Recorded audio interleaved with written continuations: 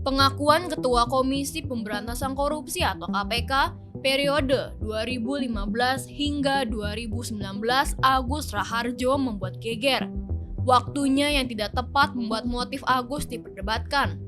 Dalam wawancaranya di sebuah stasiun televisi, Agus Raharjo bercerita dia pernah diminta Presiden Joko Widodo atau Jokowi untuk menghentikan penanganan korupsi IKTP yang menyeret Setia Novanto atau Setnov. Tetapi, kata Agus, ia tidak menuruti perintah Jokowi dengan alasan surat perintah dimulainya penyidikan atau sprindik sudah ditandatangani oleh pimpinan KPK 3 pekan sebelum pertemuan tersebut. Presiden Jokowi pun angkat bicara. Terkait hal ini, ia mengatakan dirinya telah menugaskan Kementerian Sekretariat Negara untuk memeriksa agenda pertemuan yang diungkapkan Agus. Namun, kata dia, agenda itu tidak ada. Jokowi juga menyebut bahwa dirinya saat itu memerintahkan agar kasus Setnov diproses sesuai hukum. Selain itu, politisi Golkar tersebut juga divonis 15 tahun penjara. Terus untuk apa diramaikan itu? Kepentingan apa diramaikan itu? Untuk kepentingan apa? Kata Jokowi di Istana Negara, Senin 4 Desember 2023. Hal yang sama juga diungkapkan oleh juru bicara Tim Kampanye Nasional atau TKN, Prabowo Subianto, Gibran Rakabuming Raka, Grace Natali.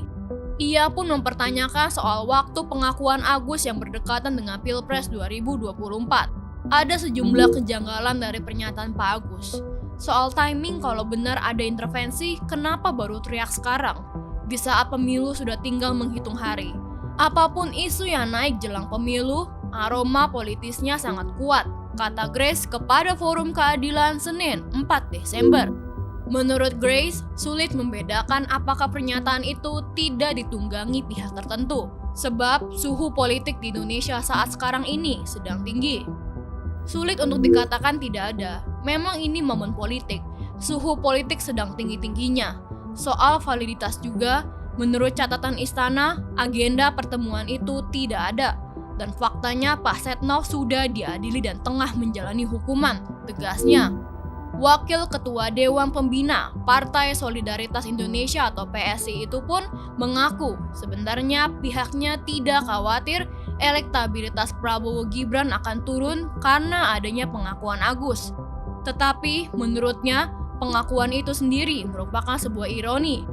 Ini bukan soal elektabilitas, tapi sangat ironis jikalau kualitas kampanye dari tim ses atau tim sukses simpatisan serendah ini. Menyebar fitnah dan kebohongan adalah cara yang sangat rendah dan menunjukkan mental orang yang tidak percaya diri bisa menang, pungkasnya.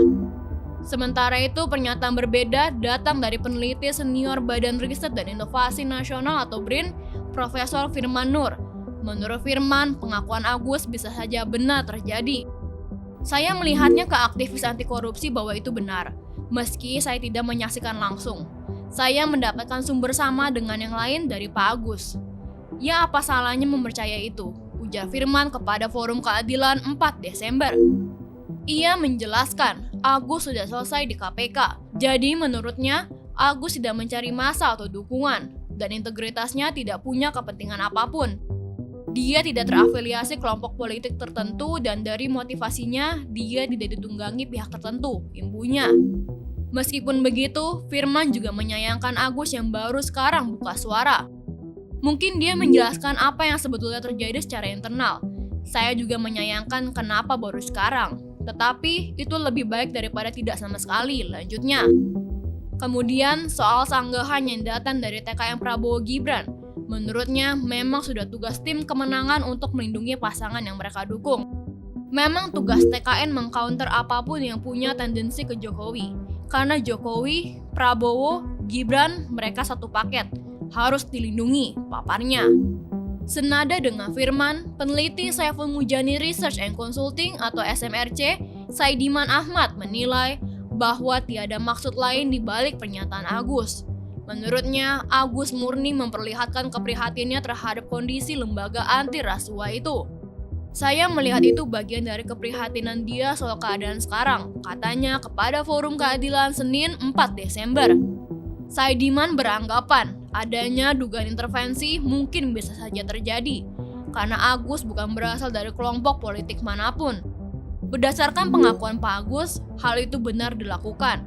Motif politiknya belum diketahui. Sangat mungkin pengungkapan itu dilakukan sebagai bagian dari keprihatinan melihat kondisi KPK sekarang yang sedang bermasalah. Lanjutnya, Saidiman melanjutkan, mencari substansi pengakuan Agus lebih penting daripada memperdebatkan soal kapan pengakuan itu dikemukakan. Kalau betul Presiden melakukan intervensi pada proses hukum di KPK, itu akan menjadi skandal yang besar. Tapi yang lebih penting dari soal kapan itu dikemukakan adalah soal substansinya, ungkapnya. Saidiman juga tak menapik bahwa dugaan intervensi itu berpotensi mempengaruhi kredibilitas pasangan yang dekat dengan Jokowi.